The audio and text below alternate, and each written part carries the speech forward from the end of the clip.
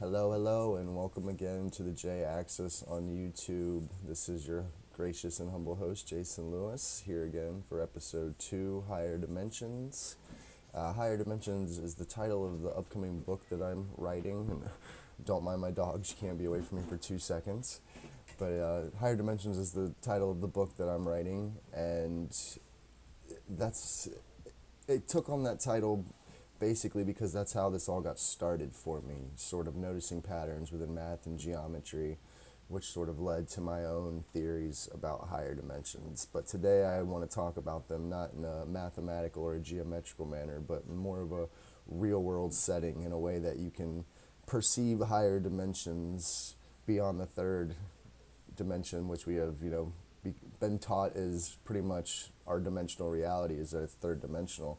And I don't believe that. I think it's higher dimensional, and I don't think that anything that could be fourth dimensional or beyond is beyond the third dimension, but within it and among it. And that's sort of what I want to discuss today.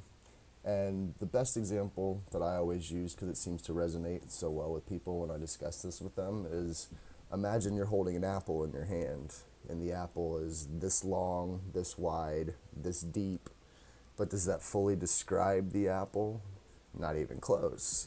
There's so many more aspects to that apple that are measurable just as length, width, and depth, such as its color, how it feels in your hand, what it tastes like, what it smells like, how heavy it is. And in my theories, I say that all of these are higher dimensional or fourth dimensional aspects of the apple.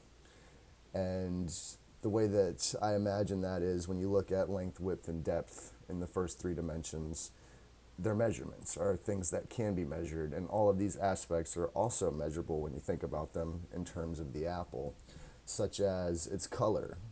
Color literally is measured by its hue, and when you look at the dimensional spectrum of color, that's what its name is, the dimensional spectrum of color. So it's like we already sort of understand these ideas and just haven't fully put it together in a cohesive way. The way that it tastes, you know what I mean? It's another measurement. The way that it smells, the way that it feels in your hand, how heavy it is. All of these are different measurements that go beyond length, width, or depth. So to get into it, we can think about a lot of different things in that aspect. And the best one that I always start off with is light. And with light comes shade, and we can already see in pictures, especially drawings with people who are really good with shade, that they can create a three-dimensional plane, which is an illusion, upon that two-dimensional surface that we're actually perceiving it on. So that kind of plays into light's higher dimensional nature and shows us how it is already showing us how it can make higher dimensions appear on lower dimensional planes. And of course, from light comes color. We already talked about that one. Things like gravity. Gravity goes beyond the first three dimensions. It's measurable. Space and time. Space is something that when you think about it, if you're thinking about it in a geometry setting, space would be like the volume inside of a shape. And the volume is a separate measurement from the length, width, or depth of a shape. So that inner space that can exist within the shape can be fourth dimensional just looking at it like that it's volume. But then there's also the space outside of the shape. And that kind of plays into gravity and anti-gravity, because if you're imagining the shape as Earth, gravity within, anti-gravity without, different sorts of space. Time, of course, is tethered to space. It's very easy to perceive how time is beyond length, width, and depth. We've pretty much already put it together as a collective that time is fourth dimensional. We just can't really find a way to harness this information yet. We're still working on that. And things like consciousness. Consciousness is measured in many different ways by like ego, personality, intelligence quotient. And it breaks down into the different senses that we could use to measure the apple by like the taste and the smell and the way that it feels.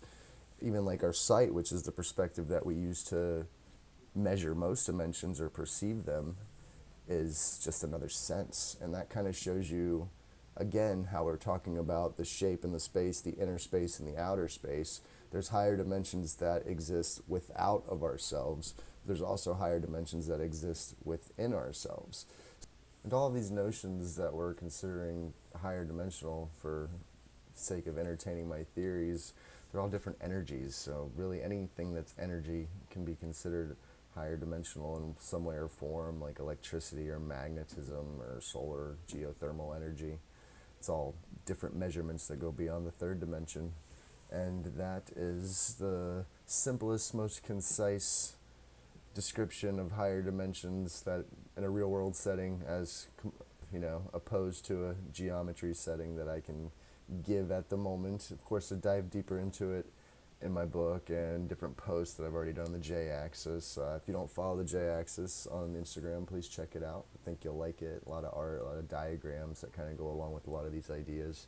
I've also got a community page that features myself as well as many other awesome contributors, free thinkers, artists, and dreamers, and math science lovers, a couple of different podcasts, things like that. It's administrated by myself and Josh from at Self-Taught Screenwriting, so please check that page out as well if you want a good collective of different information. And yeah, that's it for today. Thank you for tuning in. This has been the J-Axis on YouTube.